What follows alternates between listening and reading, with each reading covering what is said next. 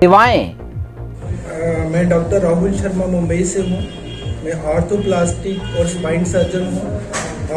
ऑर्थोप्लास्टिक और spine surgeon में ये रहता है जो हमारा नी जॉइंट ख़राब हो जाता है, कुल्ला ख़राब हो जाता है, तो कोई भी जॉइंट जो ख़राब है उसको मैं रिप्लेस कर सकता हूँ। उसको हम नया जॉइंट्स दे सकते हैं आदमी को दर्द को निकालने के लिए। और कमर की सर्जरी, किसी की नस दब जाती है, पैरों में दर्द आती है, कोई पेशेंट नहीं चल सकता है, उसका भी इलाज मैं करता हूँ।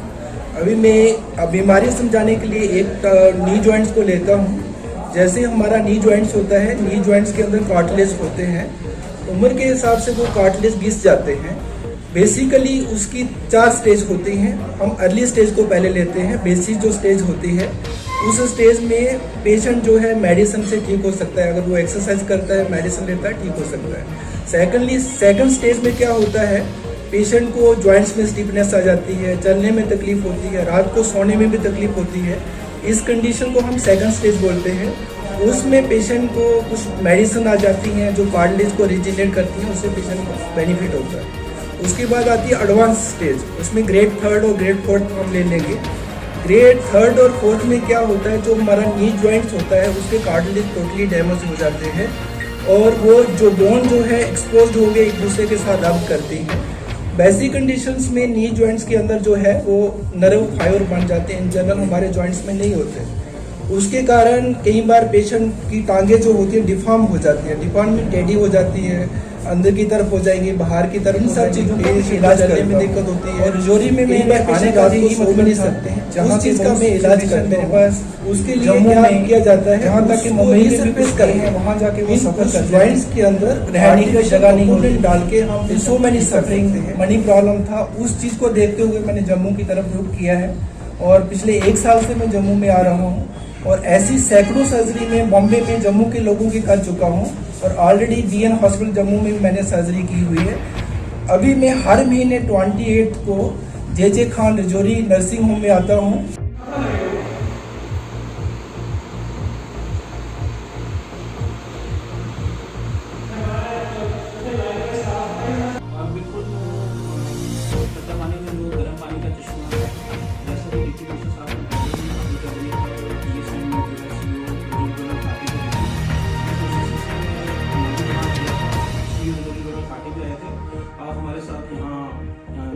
डीडीसी मेंबर हैं चुने हुए अनीता ठाकुर और ब्लॉक लेवल काउंसिल के चेयरमैन बाबू खान, वो भी हमारे साथ थे। इसके अलावा बीएमओ साहब थे हमारे साथ। तो उसी सिलसिले में हमने सत्ताबारी विजिट किया। तो वहाँ पे जो है जैसे इलेक्शन थी डिप्टी कमिश्नर साहब की, उसको कल से खोल दिया जाएगा, पर उसको थोड़ी रिस्ट्रिक्शन के साथ खोला जा रहा है क्योंकि कोविड अभी पूरा गया नहीं है। तो इसलिए उसके खुलने का टाइमिंग जो है सुबह 9 बजे से लेकर शाम को 6 बजे तक रहेगा। और 2 ही लोग एट अ टाइम उसमें एंट्री कर सकते, जैसे कि ऑलरेडी डिप्टी कमिश्नर साहब की हिदायतें हैं। इसके अलावा हमने जो है डीएमओ साहब को कह दिया है कि वहाँ पे 2 अपने हेल्थ वर्कर्स को रिपोर्ट करेंगे ताकि वो उनका जो है वो टेम्परेचर जो है वो मेजर करके ही उनका अंदर जाने के बाद पूरा जो है एड्रेस जो है वो मेनटेन किया जाए। करने को डीएमओ साहब ने आपको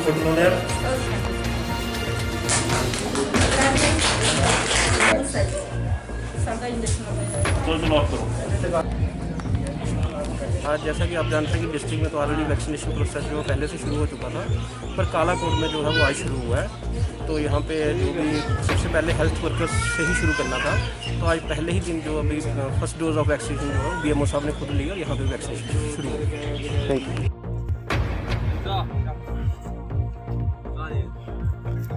6000 रुपये हाँ 6000 रुपये रिपू जी क्या रेट देंगे?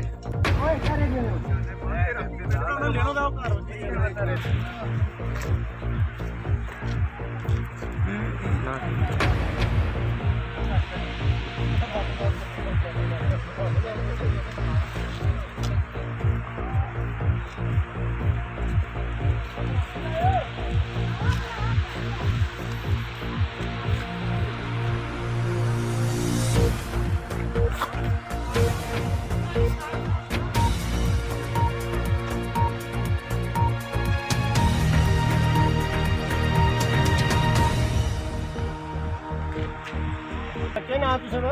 कमल सिंह। अच्छा कमल सिंह जी क्या आखना चाहते हो तुस इत्थै जेह्ड़ा नुकसान होया ये जेह्ड़ा शमशान घाट है इसकी भी नहीं बख्शिया उन्हें आज भी पूरा पास छोड़िया शमशान घाट जेह्ड़ा ये क्रशर वाले ने इसकी भी नहीं बख्शिया और शमशान घाट भी जड़ियां गड्डियां लगा के शमशान घाट भी चला गया नदी के बिच जेड़ा शमशान घाट लोगों ने पैसा सरकार दे रही है कि अच्छा शमशान घाट बनाओ जीवन यात्रा खत्म होने तो बाद अगर इंसान किसी घर में चलता तो एक क्या घर है वो है शमशान घाट। ऐसा क्या कहना चाहते हो?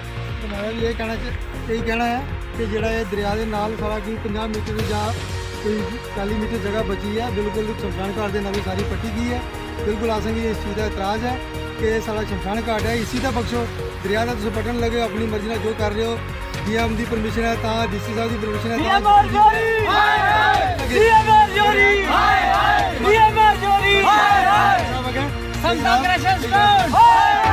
इससे बचाव कि सारा जरा शमशान घाट है इसी बचाया जाए और इस पर रोक दी जाए कि ਅੱਜ ਸਾਡੇ ਨਾਲ ਜਿਹੜੇ ਉਹ ਚੇਅਰਮੈਨ ਮੈਡਮ ਜੀ ਜਿਹੜੇ ਉਹ ਵੀ ਮੌਜੂਦ ਨੇ अस चेयरमैन मैडम के कोलों भी पूछना चाहते हैं भाई तुसें कोल अगर दुनिया इतनी पब्लिक आई है तो तुसें क्या सुनाई की है? मैडम जी क्या बोलना चाहते हो? पहले तो मैं आपका धन्यवाद करना चाहती हूँ।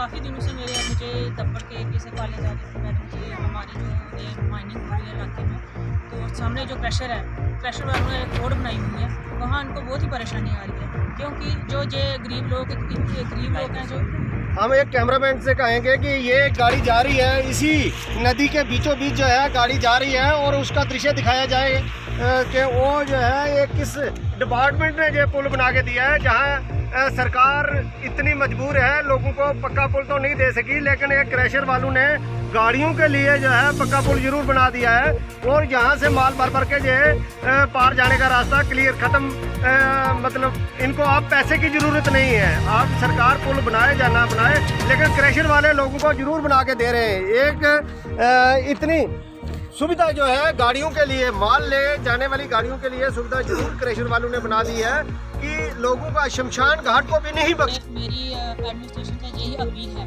कि इन लोगों का दर्द जो मैंने आज खुद आके देखा है इन लोगों ने खुद मेरे बोला कि मैडम जी नीचे चलो देखो क्या हालत की है उन लोगों ने। जब मैं जहाँ पहुँची हूँ तो मैंने देखा इस दरिया का तो नामो निशान मिटाने के चक्कर में पड़े हुए हैं ये सारे लोग और इससे मुझे ज़्यादा दुख ये होता है कि जो लोग ये हाथ से काम करते हैं जो लेबर लोग अपने घर का चूल्हा जलाते हैं उन लोगों की चूल्हों में पानी डाल रही है कौन डाल रहे हैं एडमिनिस्ट्रेशन क्योंकि DMO साहब को जब मैं फ़ोन करती हूँ तो वो फ़ोन तो उठाते हैं बोलते हैं मैडम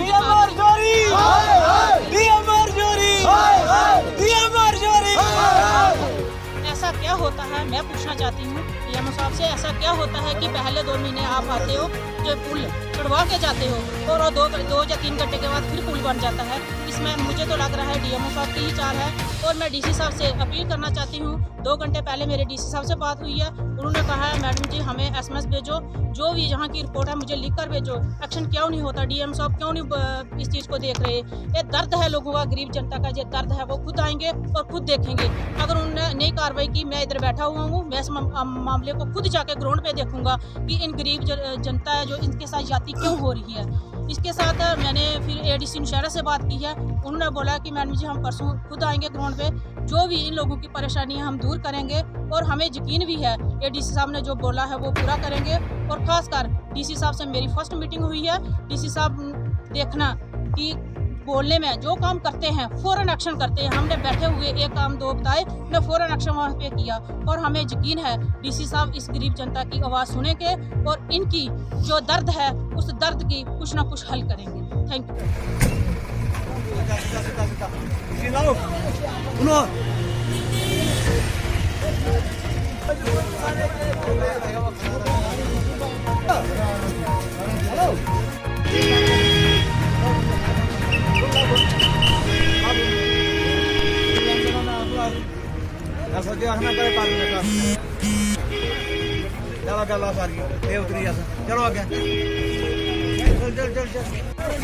सर, आज नशा मुक्त भारत अभियान के तहत धन्ना मंडी में तहसील सोशल वेलफेयर ऑफिस के द्वारा एक कैंपेन चलाई गई, जिसमें लोगों को पोस्टर और वर्बल कम्युनिकेशन के द्वारा लोगों को बताया गया कि हाजिर ऑफ तम्बाकू नशे के नुकसानात क्या हैं। और मैं ये कहता हूँ कि man is a social animal and wants to live in a society comprising of different colour, masses, languages, but in our good society there are also number of masses seems to be pickpocket, gambler, smoker, extra.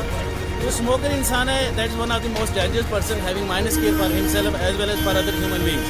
सो इस मुहिम के द्वारा, इस अभियान के द्वारा हम लोगों को ये अपील करते हैं, लोगों को ये बताते हैं कि नशा जो है ये बुरी बला है, इसको मत कीजिएगा, अपने आप को बचाइए, अपने खानदान को बचाइए, एक्टिव और पॉजिटिव स्मोकिंग में डिफेंस रखिए।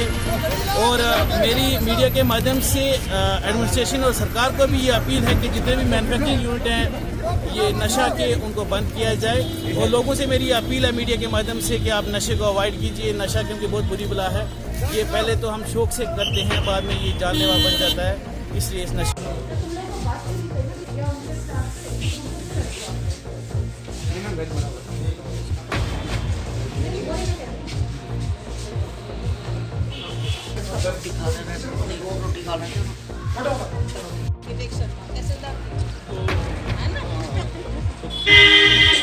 आप होते थे, मलिक शाजी होते थे, है ना?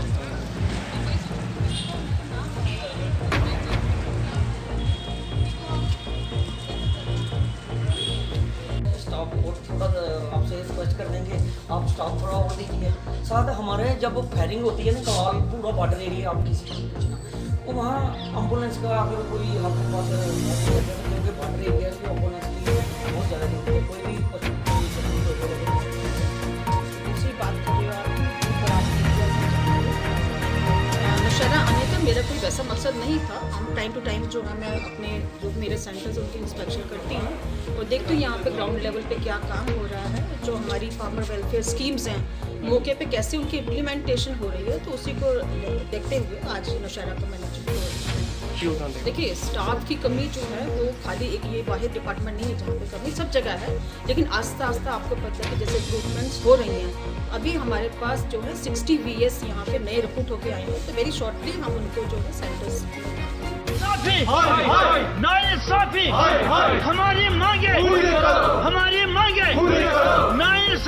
नाज़रीन, हम इस वक्त जिला बांडीपुर के नाइका इलाके में यहाँ पर आज BDC चेयरमैन ने आज अचानक हॉस्पिटल का दौरा किया, लेकिन वहाँ पर लोगों ने BDC के सामने धरना दिया। आइए जानते हैं BDC साहब से कि उन्होंने ये धरना क्यों दिया, उनसे जानने की कोशिश करेंगे। धरना ये दितन बोस किस इलाके मज कि इलाकन वोत पत अख वरी वोत इन वेट कर ये नयत के हस्पताल एम्बुलेंस गाड़ी पे कोविड गो, कोविडस मज तुजुक गाड़ी तो नीक कोविड किस बारस मज सो गाड़ी आई वनिस तम रिकवर वापस कर कहें कि यम किन लूख ये सफर करान कन्यारी, खुसरपोरा, मरकोंडल, सुल्तानपोरा, पतखोर इलाका गुंजागीर गुलाबारी पतखोर इलाकन तुम बिचार तह सफर करान। अगर तौर तुम बिचारन बेमार गसान तुम पे सो डांच पे ये तम वातन बे स्टाफ अत स्टाफ बराबदन कहीं बेमू सोबस वोत वारिया काल फोन करान हस्पताल गाड़ी गो सह वापस गई बीडीसी साहब अत बारस मज वन अत बारस मज कर डॉक्टर साहबस कत बेमू साहबस कर कत दोक वनिस तम 15 मज 9 तो बाकी एबसेंट तमो त्रम लीव कहीं तमिक एक्शन कर पाने डॉक्टर साहब तथ बारस मज कर बेमू साहबस कत तो अत गुजारिश करान बेमू साहबस तो डॉक्टर साहबस अत बारस मज ग एक्शन कि हस्पताल तो अत ठीक ठाक पे चलान कहीं बे यूनानी दवा वनकस जाय ग तम खतर डॉक्टर साहब तुन अचो कहीं वनिस तम सह डॉक्टर साहब तुमुत तो वनिस तम गो नाइट आज ब्रो 2 वरी नाइट डॉक्टर साहब तो सह डॉक्टर साहब पता कि सह कोत न्यूक डीसी साहबस तो गवर्नर साहबस अपील करान गुजारिश करान कि ये लूक गश्त सफ़र करें सनवार लूक गश्त सफ़र करें कहीं कि यह हस्पताल सारी मशीनरी मगर फंक्शन गसान कहीं बीडीसी सोबन तमोन अम जाए दोपन आयुर्वेदिक डॉक्टर तत दोनक गुलाम मोहिद्दीन आयुर्वेदिक डॉक्टर सह अवकाफन क्या लिखित दुतमुत क्या कोर्मुत अस आव समझ कि कम जीत क्या यमो हेत इहुंदे नाव यम ये अवकाफ नथक कमेटी अमुए हसा दिस अस एप्लीकेशन यह करूँ साइड ट्रांसफर अगर सह गो ये यहां लूकन ये Yemen one CMO Sobers governor Sobers DC Sobers यह गुजारिश करान अगर सह ट्रांसफर गो वुनिक तान गई 9 मंथ्स पास गमत पास्ट 9 मंथ्स पे अन और आयुर्वेदिक डॉक्टर कह सप्लाई फुल आयुर्वेदिक यह सप्लाई तैयार डेट गसन वो कह सप्लाई या डेट गोमुत तह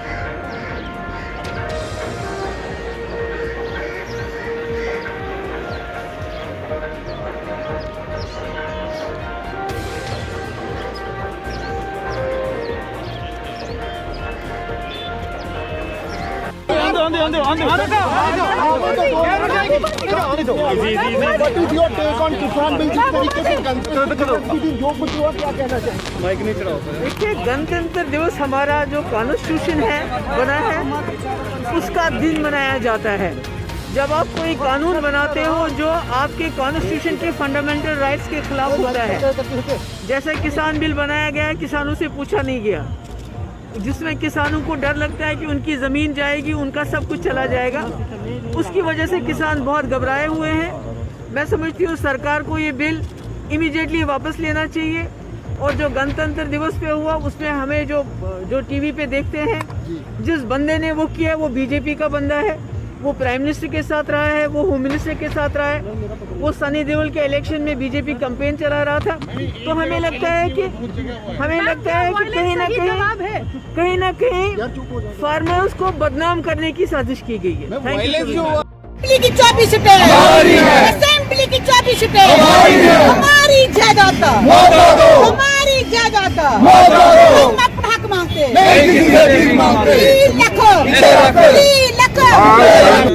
खुशी और दिल की गहराइयों से मैं ये आज निवेदन कर रहा हूँ और खुशी मना रहा हूँ जो हमने आज तिरंगा चढ़ाया है।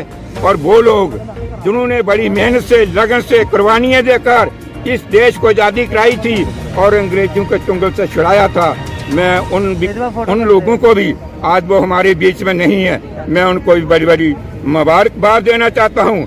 और साथ ही मैं सभी अपने रिफ्यूजी भाइयों, दूसरे भाइयों या देश के सब प्रतिनिधियों से ये कहना चाहता हूँ कि ये दिन हमारे लिए एक बड़ी खुशी का और हर्षोल्लास का दिन है। इसको हर आदमी ने मनाना चाहिए और ये दिन ऐसे नहीं मिलते हैं, इसके ऊपर करोड़ों लाखों लोगों ने अपनी कुर्बानियाँ दी हुई हैं, तब हमें आज़ादी मिली है। और दूसरा मैं ये भी कहना चाहता हूँ कि अभी हमारी गवर्नमेंट अच्छा काम कर रही है। मोदी जी ने बहुत सख्त स्टेप लिए हैं। जो आज तक कितने प्रधानमंत्री हुए हैं सब अपनी डफली बजाते हैं और बातें करते हैं, लेकिन मैं उनको बड़ी बड़ी मुबारकबाद देता हूँ। जो उन्होंने किया है वो किसी से कम नहीं है, ना होगा, क्योंकि ऐसे लोग जो दुनिया में कम ही पैदा होते हैं, जैसे मोदी जी ने वो मिसालें कायम की हैं। और दूसरी बात मैं ये कहना चाहता हूँ, वो हमारे भाई, वो हमारे लोग जो आज प्रोटेस्ट पर हैं या प्रोटेस्ट कर रहे हैं या जिनकी तकलीफ आज पूरी नहीं हो रही हैं, मैं गवर्नमेंट से और सेंट्रल गवर्नमेंट से अरदास करता हूँ, मेहरबानी कर गवर्नर साहब आप खुद इनिशिएटिव लीजिए, इन लोगों को बुलाइए, इनके साथ मुलाकात कीजिए, इन लोगों की तकलीफ सुनकर जो है वो खुद आप फैसला दीजिए, क्योंकि ये लोग बड़ी मेहनत के साथ और कई सालों से जो है संघर्ष करते आ रहे हैं। जैसे कि POJK के DP फ्रंट हैं और हमने जो 35 साल जिंदगी लगा दी है वो इसी के ऊपर लगाई है, लेकिन फिर भी हमारे मसले जो है पेंडिंग पड़े हुए हैं। सिर्फ 5.5 लाख देने से मसला हल नहीं होता है। ये इसी रिपोर्ट में हमें हमारे लिए रिकमेंडेशन हुई थी कि तमाम रिफ्यूजी को 30 लाख रुपया दिया जाए। वो कब मिलेगा? अभी जो मोदी साहब ने 2000 करोड़ का दिया था वो भी नहीं अभी बंटा है। क्यों नहीं बंटा है? यहाँ के करिंदे जो छोटे लेवल से लेकर ऊपर तक जाते हैं उनको कोई दिलचस्पी नहीं है, कोई इंटरेस्ट नहीं है। ये गरीब आदमी भाग रहा है, कोई किसी के पास जाता है, किसी के पास जाता है। दूसरा, मैं उन लोगों को कमिश्नर साहब से ये अरदास करता हूँ, मेहरबानी करके आप खुद एक्शन लीजिए और इन लोगों को बुलाइए, मीटिंगें कीजिए, लेकिन जो 5.5 है ये भी दिया जाए और उसके अलावा जो बाकी बचता है वो भी जल्दी फौरन रिलीज किया जाए ताकि लोगों को हौसला मिले। तो हमारी प्रेस कॉन्फ्रेंस है, मैं मीडिया के माध्यम से ये बताना चाहता हूँ, जैसे कि 600 आदमी कैजुअल जो काफी देर से फॉर्म फिल हुए हैं, तो उनके जो इंटरव्यू हैं वो भी बंद हो गए हैं क्योंकि हमारे जो ज्वाइंट कमिश्नर थे वो ट्रांसफर हो चुके हैं। तो मैं मीडिया के माध्यम से ये कहना चाहता हूँ कि जल्द से जल्द 600 आदमी जो कैजुअल लगाना है वो जल्द से जल्द लगाया जाए ताकि हम पूरे शहर को साफ सुथरा रखें और रीऑर्गेनाइजेशन जो कि काफ़ी पुरानी हमारी डिमांड है वो जल्द से जल्द की जाए, पूरी की जाए। और 2.5 दिन की जो सैलरी का मसला था वो 25 तारीख को ऑर्डर हो चुका है। हम प्रिंसिपल सेक्रेटरी का और कमिश्नर मैम का धन्यवाद करते हैं और उम्मीद करते हैं कि जल्द से जल्द पूरे फील्ड स्टाफ को, जैसे ड्राइवर, सुपरवाइजर, सफाई कर्मचारी, उनको जल्द से जल्द 2.5 दिन की सैलरी दी जाए। और जो 200 आदमी कैजुअल जिनमें से कुछ लोग रह चुके हैं उनको जल्द से जल्द परमानेंट किया जाए और जो परमानेंट किए हैं उनका सैलरी एरियल जो है कम से कम भी 15 महीने हो चुके हैं, वो जल्द से जल्द उनका सैलरी एरियल दिया जाए। और 32 ड्राइवर जो कॉन्ट्रैक्ट बेस पर लगे हैं उनको परमानेंट किया जाए, कंप्यूटर ऑपरेटरों को परमानेंट किया जाए। साथ ही साथ जैसे कि अभी इन्होंने यूटी लागू कर दी है, तो जो यूटी की सैलरी है वो जल्द से जल्द NGO और कैजुअल को जल्द से जल्द यूटी की सैलरी दी जाए।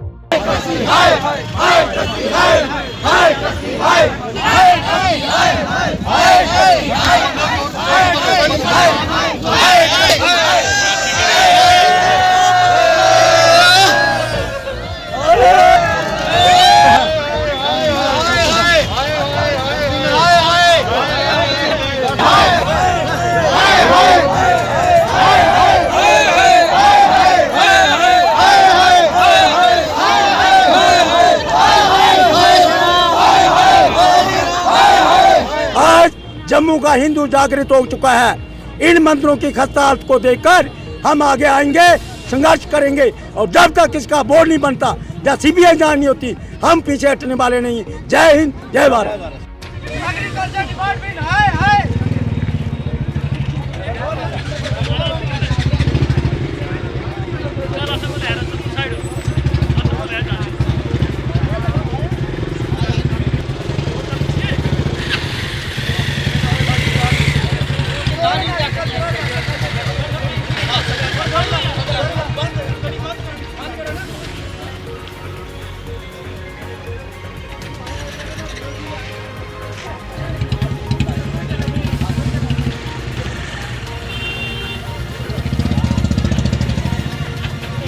रेडियो वाले से पहले एग्रीकल्चर पैसे लेती थी, यहाँ लगाने देती थी। आज उन्होंने अपनी तारें लगा दी। जो मेन बंदे मेडिकल वाले को रास्ता दिया गया, हमें कोई यहाँ पे लगाने नहीं दी रेडियो।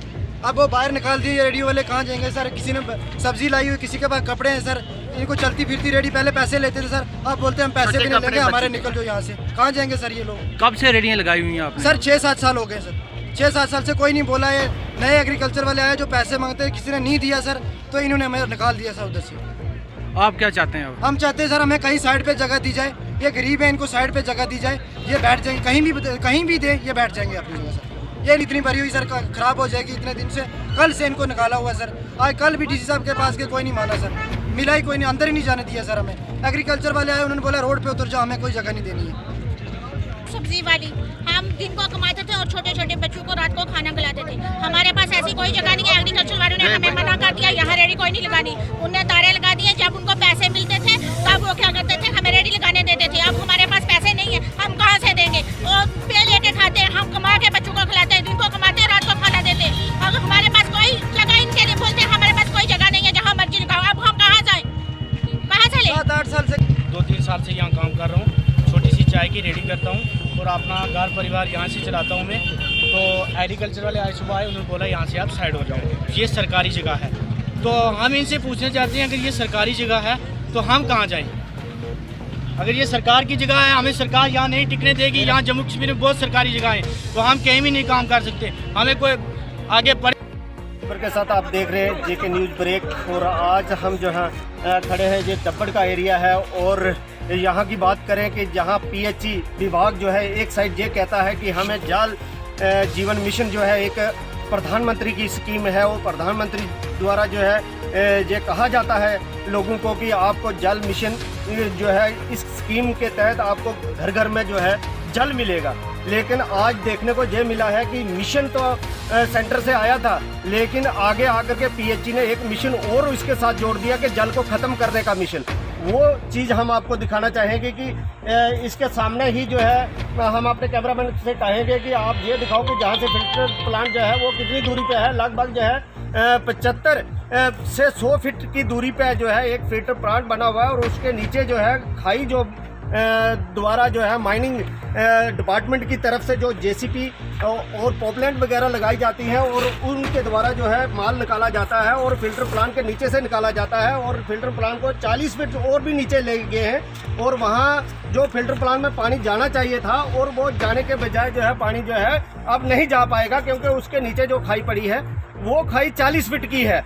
और हम यहाँ के लोगों की बात करें तो यहाँ के लोग पानी से भी परेशान हैं और यहाँ के रोज़गार से भी परेशान हैं। और लोगों का कहना है कि हमारा जो रोज़गार था उसको जो है इन लोगों ने, क्रशर वालों ने जो है खत्म कर दिया। और यहाँ तक बात करें हम DMO रजौरी को कई बार जो है हमने सूचना दी है और लोगों द्वारा कई बार अपील भी की है कि आप जो है कहीं ना कहीं लोगों का ये कहना है DMO रजौरी जो है वो इस मंच से जुड़े हुए हैं और लोगों से जो है भारी मात्रा में जो है करप्शन करके उनसे भारी रकम वसूल की जाती है, जिसके द्वारा जो है लोगों की सुनाई नहीं होती है। लोग जो है काफ़ी हद तक परेशान हैं।